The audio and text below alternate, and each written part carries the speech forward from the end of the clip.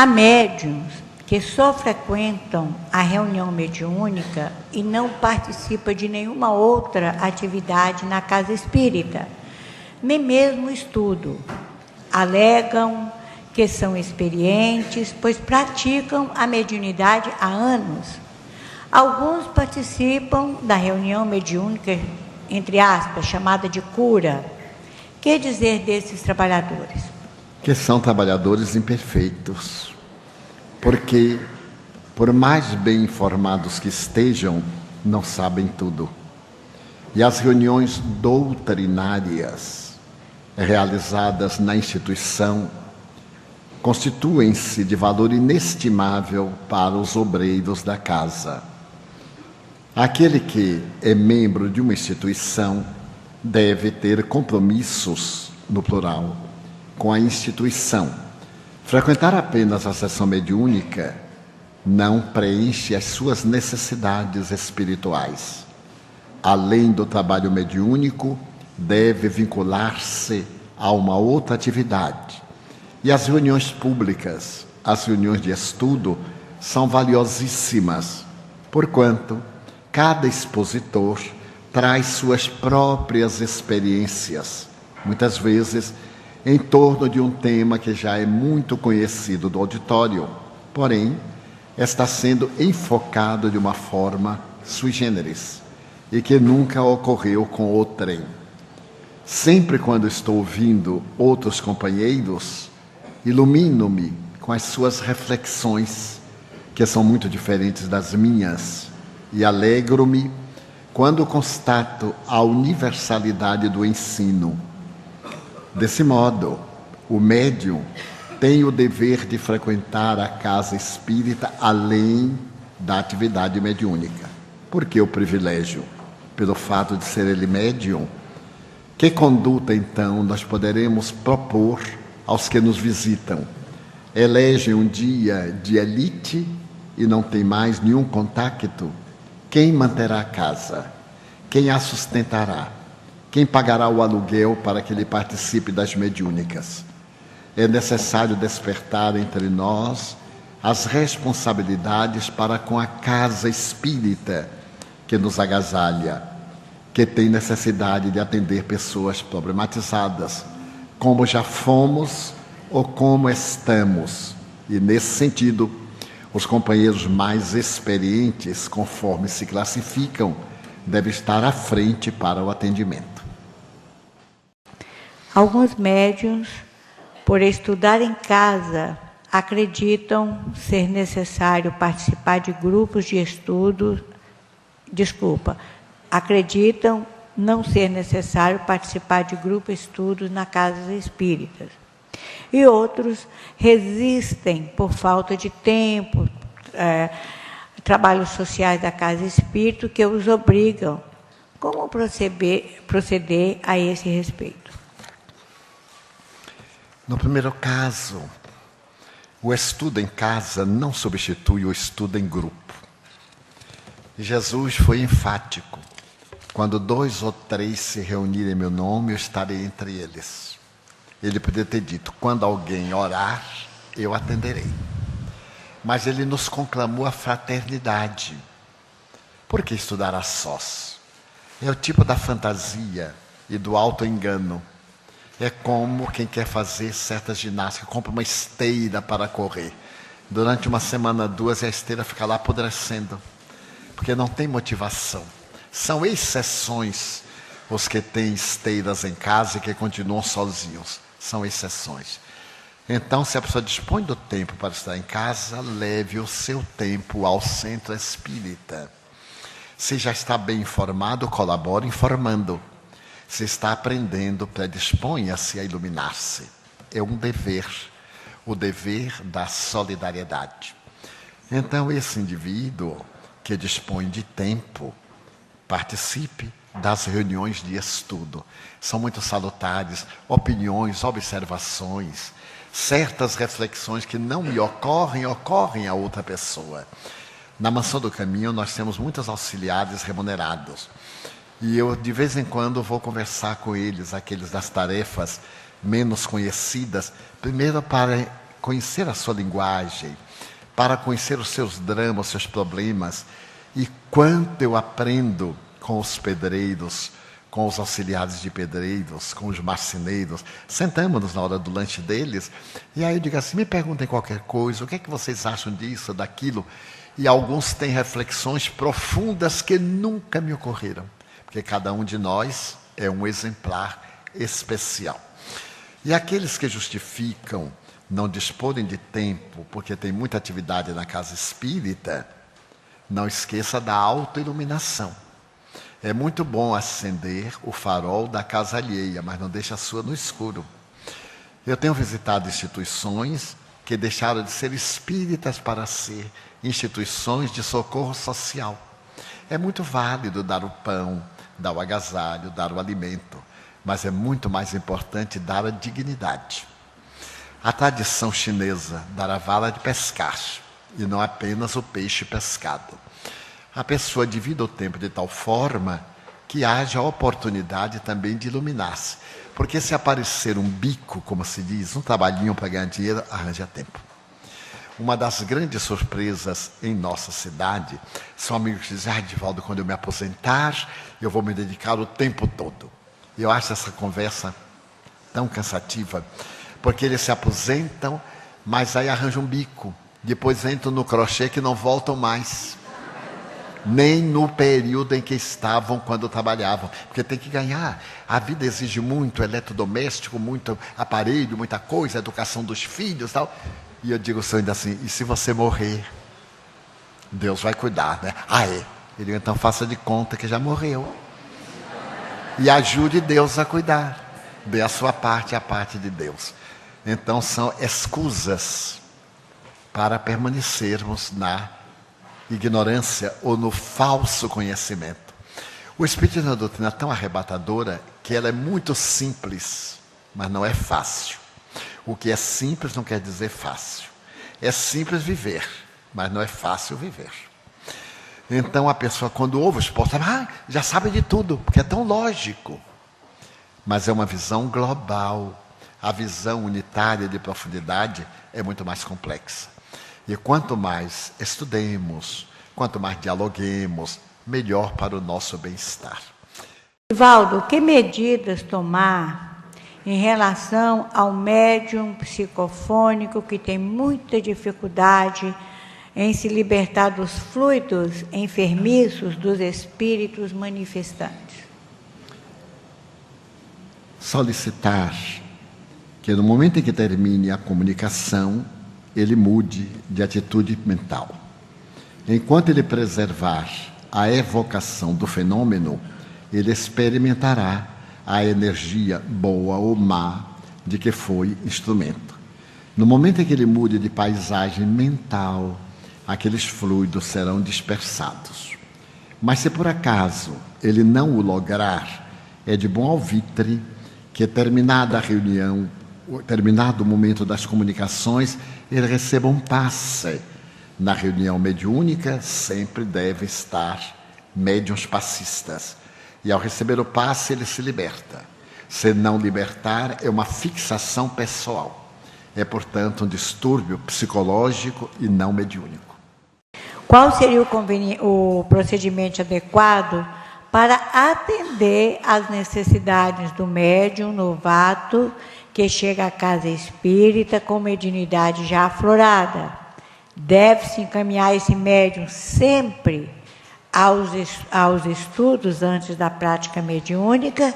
E quanto tempo esse estudo seria considerado razoável? Como abordamos em nossa conversação inicial, fazer o atendimento simultâneo. Porque se alguém está no surto depressivo, não vamos dizer venha daqui a 15 dias. Temos que atender na hora.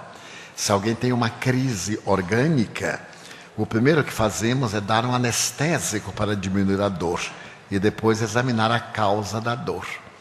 Nas obsessões, vamos diminuir primeiro o impacto e concomitantemente encontrar as causas para que sejam removidas, levar ao estudo da doutrina e também ao exercício da mediunidade para ter as suas angústias diminuídas. Como no meu tempo era muito difícil, eu passei um período imenso sem conhecer as comunicações, frequentando a igreja, pedindo socorro e o padre me dizendo, é o demônio, ore. E era pior, quanto mais eu orava, mais me concentrava, mais eu sofria. Eu cheguei a criar calo no joelho de ficar diante do altar do Santíssimo Sacramento. Eu me tornei o zelador, porque a lâmpada do Santíssimo Sacramento não pode apagar, nunca. Então encarregada de colocar óleo e ficar de joelhos pedindo. E ali mesmo, diante da lâmpada, os obsessores riam, debochavam. E quando eu fui à reunião mediúnica a primeira vez, que maravilha! Quando tive a oportunidade de ir, foi algo tão comovedor, porque eu não tinha a menor ideia. Naquele tempo, as pessoas eram levadas, embora eu tenha ido a uma reunião muito boa, chamada Centro Espírita Jesus de Nazaré. Estava no meu karma, me encontrar com este garoto. Então, o presidente levantou-se. Ele era muito surdo, o que era paradoxal, porque ele era surdo e doutrinava. Eu não sei como é que ele ouvia, porque ele doutrinava certo. O Espírito dizia uma coisa, ele rebatia, e era surdo. E ele leu O Orgulho e a Humildade. Foi a primeira página espírita que eu vi. Eu fiquei tão fascinado que eu fiquei olhando para ele, e ele se foi iluminando com uma lâmpada fluorescente, de dentro para fora todo. Eu fiquei tão deslumbrado que desmaiei. Era o transe. Quando eu voltei ao normal, minha mãe estava chorando. Era o meu irmão que me havia obsidiado. Então, sentado assim, minha mãe disse, José acaba de falar comigo, meu filho. Eu achei que ela ficou louca. Eu disse, mas como? Pela sua boca. Eu disse, mãe, eu estava dormindo. Ela então aplicou a moderna psicologia, me deu um beliscão e disse, não discuta com sua mãe, ela sempre ganhava. José falou pela sua boca. Então, aquela angústia atenuou, aquela perturbação diminuiu. E a partir daí, que eu fui ler o Livro dos Espíritos, como contei ontem, o Livro dos Médiuns, etc., foi atenuando. A dívida continuou, é claro. Os encontros, porém, agora, numa outra atitude. Eu conhecia as causas, sabia avaliar, me submetia. Então, nós devemos atender o sofredor desencarnado, que é digno de comiseração, e o encarnado, que é necessitado de orientação.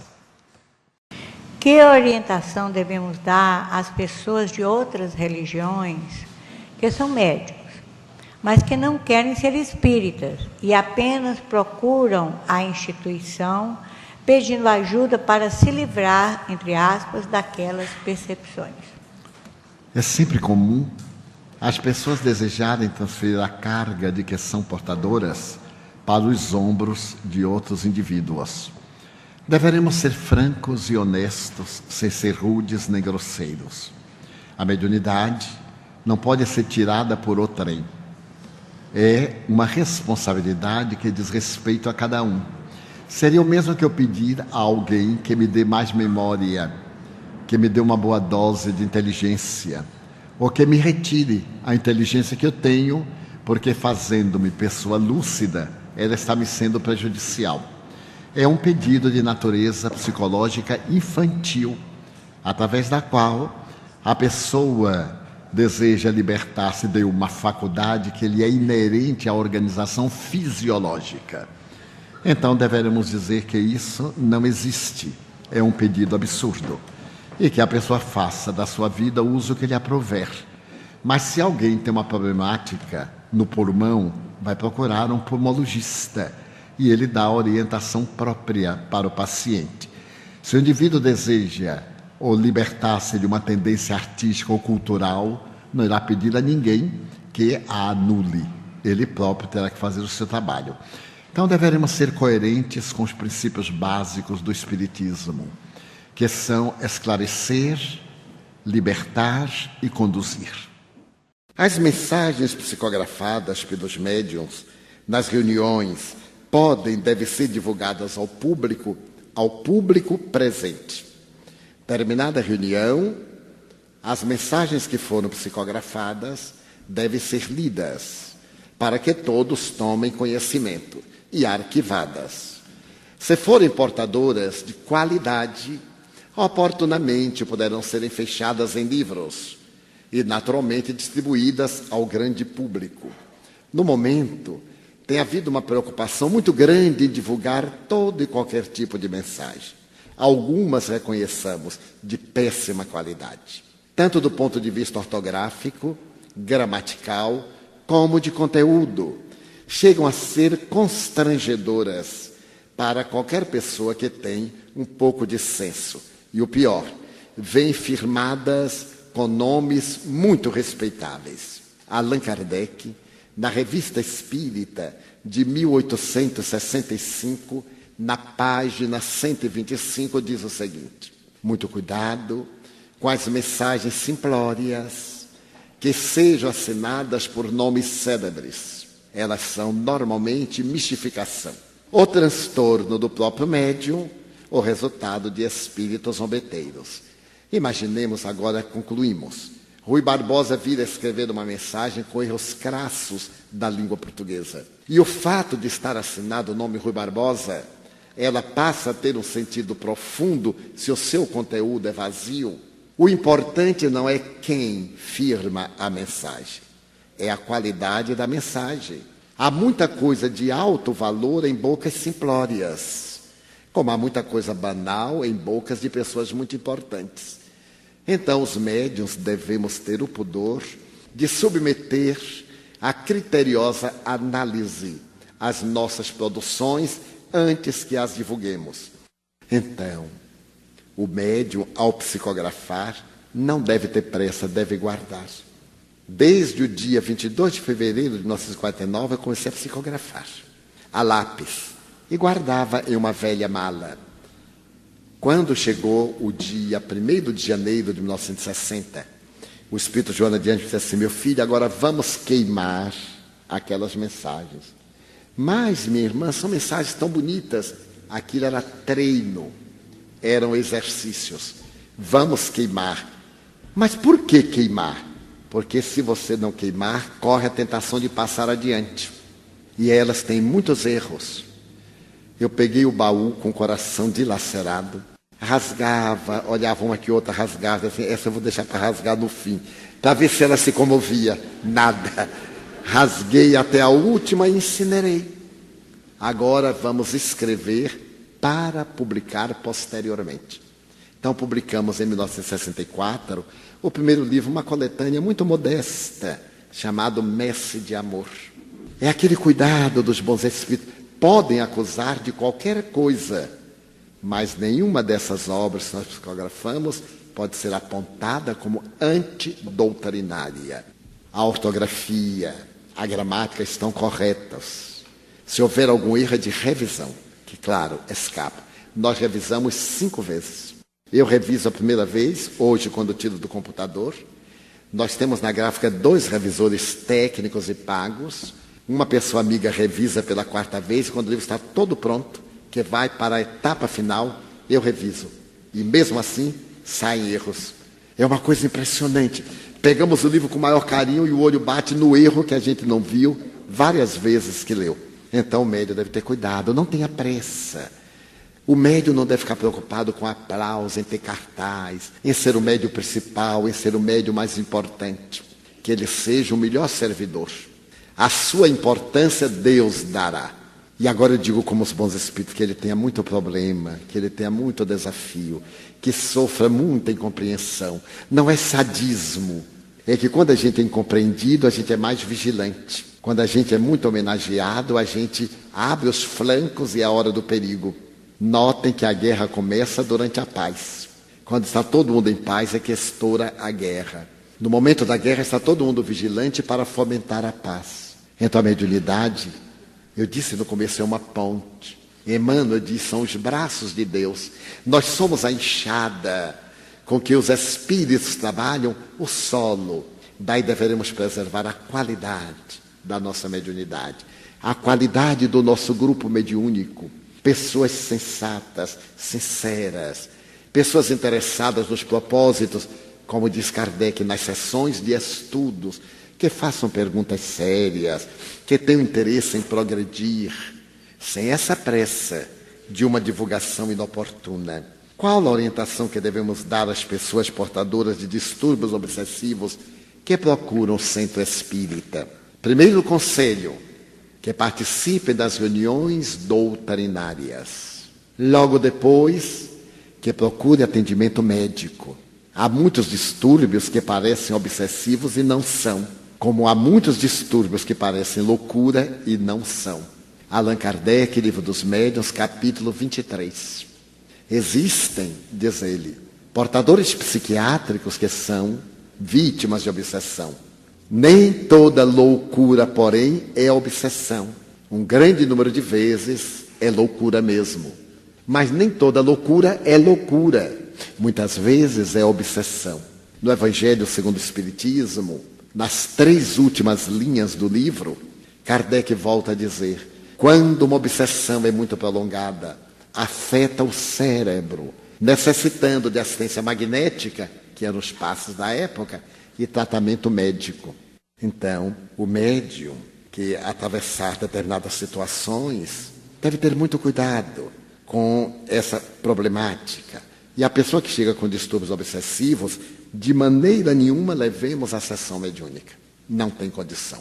Assista às doutrinárias, tome passe, tome a água magnetizada, façamos atendimento fraterno, terapia da palavra, demos para ler, de acordo com seu nível cultural, o Evangelho, se for uma pessoa modesta, culturalmente, para se consolar. Se for uma pessoa mais indagadora, o Livro dos Espíritos. Começar pelo começo, para poder entender o mecanismo. E depois as demais obras de Allan Kardec.